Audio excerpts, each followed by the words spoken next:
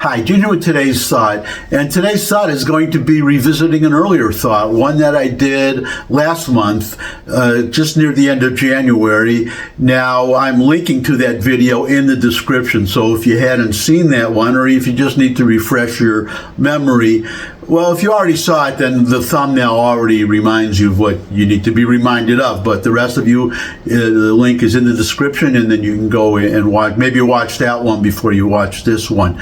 But I was frankly surprised at the number of comments it got, and there were certain comments that just made me.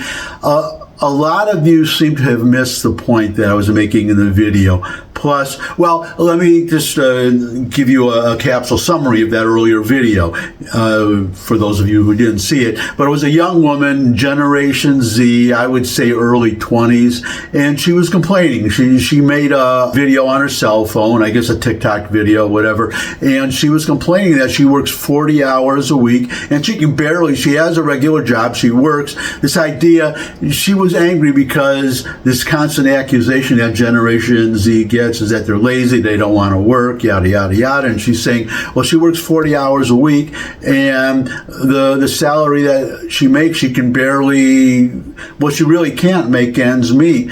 And that's, that was, well, what happened, her conclusion was she was blaming, well, me and people of my generation, the baby boomers, and she was angry, jealous. That's what it was, really kind of a rant that she says, well, we had a better life, my generation, than she has, even though she works just as hard as we do. Now, the point I was making, first of all, I said she's right. She's right.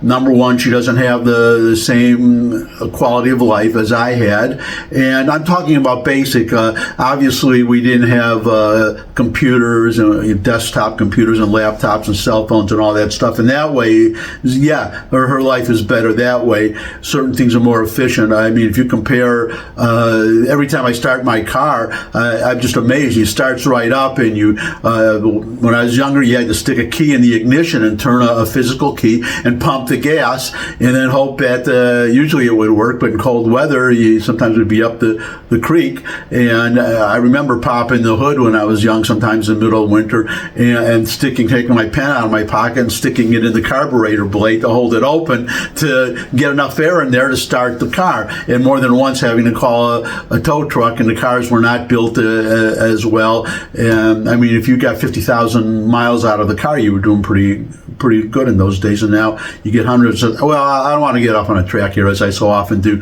The point is, though, for the basic food, shelter, clothing, those things, that she has to struggle for all those things, and it's a fact, at least for me and most of the people my city, Detroit, growing up, that we didn't have that problem. And I said it was because we were, well, I started with actually Nixon when he closed the gold window. In other words,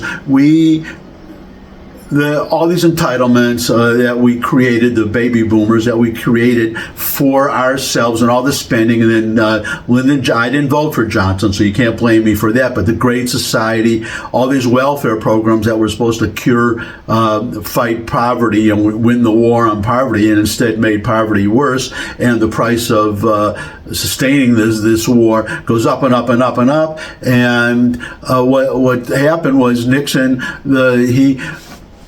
the dollar, when I was younger, was backed by gold. It was as good as gold. If you look at your dollar now, it says Federal Reserve note. It didn't say that when I was young. It said gold certificate or something like that. You could trade your dollar in, 35 of your dollars for an ounce of gold. And then what happened was we started getting all these entitlements, and the currency was getting inflated. And then you had France, or our overseas friends, said, okay, well, we don't trust the dollar, we want our gold back. We want gold, so here's your dollars, give us gold. And Nixon closed the gold window and would not give them the gold. Okay, he's not the first one who did that. Roosevelt did that, by the way, FDR, but it was during the Depression, whatever. Well, you should have learned from that mistake. mistake. But anyways, Nixon repeated the mistake. It was supposed to be a temporary measure, and it turned out to be permanent, or it's a long time temporary measure, because this was 1973 is when it finally kicked in,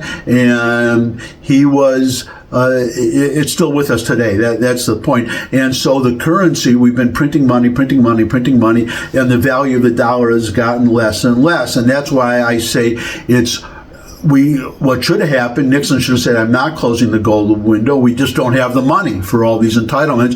You're going to have to cut spending somewhere, either in the entitlements or something else, or he took the wrong course. He closed the gold window, and that's been responsible for the currency getting worse and worse. And the point I was making was that is why she is struggling, and I am not now, or I was not now. But she also made the other point. I'm not struggling now because I saved over my lifetime. I saved and saved and saved and saved. But she really doesn't have any money to put aside for savings. So that's another problem. And I saw in the comments over and over. I don't know. I didn't read. There were thousands of comments, so I couldn't read all of them. But a common thread, or a great number of the comments were, well, I had to struggle when I was younger, and she should struggle too, and she should just suck it up and just take it and like it, and just that's the way life is. So one sense I'm getting from these comments saying that she just needs to suck it up and learn to struggle like the rest of us. These must be people who were born, I guess, people who are not my age, people who were born, I would say, after Nixon closed the gold window. Maybe you were born in the 80s or 90s. So you don't understand. My point was that my generation did not have to struggle, even though we earned in dollars much less than this woman is earning now, but we didn't have to struggle. And I'm going to give you a couple of examples here so you understand what I'm talking about. Because, let's use the Coca-Cola example. That's a really good example. Coca-Cola, when I was a kid, any soda, if you got a soda, a good salary when I was younger was $10,000 a year. If you were making $10,000 a year, you could have a house, a car, and raise a family. 2 kids, wife and 2 kids, and only one parent. It was very rare for 2 parents to work when I was very young. And if someone did, if a wife did, it was because she wanted to, not because she had to. And except for very rare, some families struggled, but that was very, very rare. For instance, my mother she was always a full-time mother until I got a little older. The kids got older, and she didn't need to be home to raise us anymore, so she started substitute teaching just to have something to do, make some money for extra money and get out of the house. So that's what it was in those days. But if you wanted, so $10,000, good salary. If you wanted to, a soda, or as we called it in Michigan, pop. Okay, if you wanted a bottle of pop, if I wanted my favorite orange pop, real orange, by the way, no artificial stuff, no corn syrup, sugar, real orange. And if you wanted it out of a vending machine, 10 cents. It was 10 cents. You stick a dime in the machine, you get a bottle. You get a bottle of my favorite orange soda.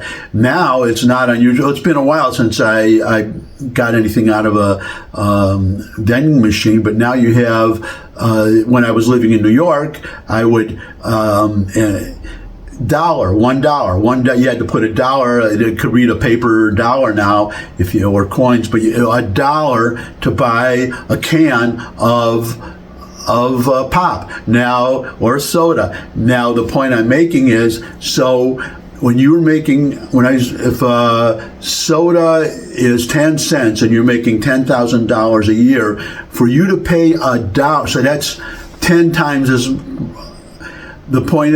So if a soda is $1 now and it was 10 cents then, it costs 10 times more. You need 10 times more currency to buy a soda out of a machine.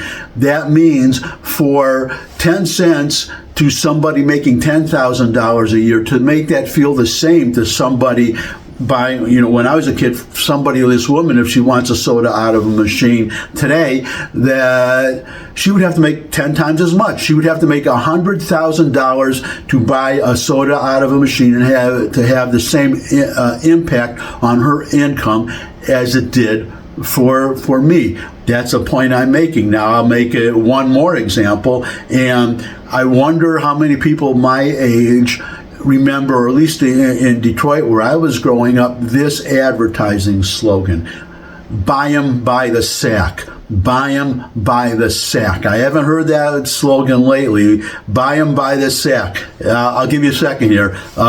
See if you remember it. Tick, tick, tick, tick. Okay, that's it. Time's up. That was the slogan for White Castle. White Castle hamburgers, they're still around today.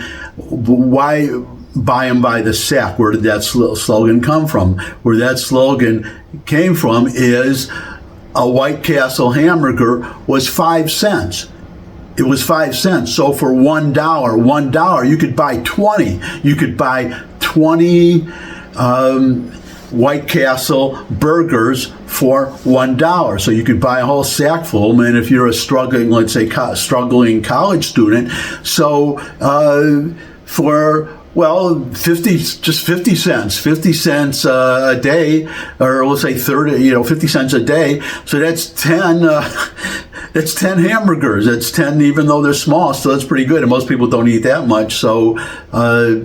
One a day, let's say six a day, so that would be 30 cents a day. And what does a White Castle cost today? I haven't checked lately. It wouldn't surprise me if it's $1 for one now. So the same thing, $1. So that would be 20 times the 20 times what a White Castle costs in my day. So you would have to make 20 times $10,000 to have that feel the same impact on my income. So you could so that's why when I was a kid, all these college kids, and you're making a big mistake if you're going to college. There are trade schools where you can make, if you just want to make money. If you're going for knowledge, if you want to be a doctor or a lawyer, that's one thing, and you have hundreds of thousands of dollars of student loans you'll have to pay off. If you're not going to college for something where you could earn a salary to pay that off, you're making a big mistake, and you're better off in a trade school and going part-time. But when I was a kid, I was making, when I was in college, $2 an hour. And I paid my way, working part-time, I paid my way through college. I mean, I was probably living at home most of the time, so full disclosure there. But I think we were on the quarter system, not the semester system. So quarter, like $175, something like that. So you get my point. That was the point I was trying to make in that video, is that, okay, this woman, she should just suck it up and struggle because she has to. But the reason she has to, this is the point. And the people who are saying, I have to struggle, so she should struggle too. Well, the reason you have to struggle, same thing, because of us. We did not have to struggle, and we voted for the government to spend all this money to cause Nixon to close the gold window instead of cutting spending and give us all the stuff that used to be. Well, I'm the son of an immigrant, first generation American on my father's side, second generation American. I'll end with this. On my mother's side, they came to this country to have a better life, to get married and have a better life they were married when my grandparents were my mother's parents. So they were married. They came here, and that's a good thing right there. She had. They were 8 kids. They came with 8 kids, a wife and 8 kids, and the wife did not have to work, okay? When they came to this country, this would have been early in the 20th century, around 1919, something like that. But husband, wife, 8 kids, and that one salary was able to support a family. Okay, so that makes the point even more. But the point I was making was of this: the immigrants came to the country to have a better life have a better life for their children, for future generations. So they would sacrifice for their kids to have a decent future. But what happened thanks to Roosevelt and this welfare state, that never mind for our kids, we want it now for us. I mean, imagine Social Security, okay, the first person, Ida, whatever her name was, to get Social Security, she contributed $5, and then over the rest of her life, she got $20,000. So how is that supposed to work? How is that supposed to work? But that's the system we have. Now imagine it the other way, where you put the money into the system and you get back based on what you put into it. Well, then instead of a forced savings program, instead of an entitlement welfare, which is basically what it is, or a socialist program. So the first decade, whatever you would get nothing. But with a person, or not very little, but as years went along, retirees would get more and more. So you would have, if the average working life is 40 years, and Social Security came into being, I believe, in 1943. So by 1963, those people who would hit retirement age in 1963, they would be doing very well, and we would not have, and Social Security would be solvent, and that's what we should have done. The people, and they'll say, well, I'm not going to make any money from Social Security, just like, I guess because these were born not first generation Americans. They didn't have this mindset. They said, I want it now. But they should have thought like an immigrant and say, let's have this Social Security system. I won't get anything from it, but my children will, and my grandchildren will. And that's, I guess now I'm ranting too, but I guess just don't be too hard on this woman. She is really right, and yes, she should struggle and do the best she can. And I'm not saying no. All I'm saying is I feel bad that she has to, because I didn't have to, and nobody, just about few people in my generation had to, because we did not destroy the currency. The dollar was strong. It was backed by gold, and it was strong. I still have some of my father's silver dollars. I inherited them. I have them stored somewhere. Silver dollars made out of, guess what? Silver, not copper with a thin coating of silver on it. Silver all the way through. And I guess I'm going to end on that. I've gone on. This is one of my longer thoughts. So thanks for stopping by. If you could subscribe, that would really be great. I look forward to seeing your comments again. I'm probably going to, that woman and me, we're probably going to get a lot of, get blasted with both barrels. That's okay. I want to hear your comments for or against. And I guess that's it. Thanks for stopping by. If you could subscribe, that would really be great. Share this video with anyone you think could benefit from it. But most of all, come back and see me again. I would love to see all of you again. And until I do see all of you again, bye.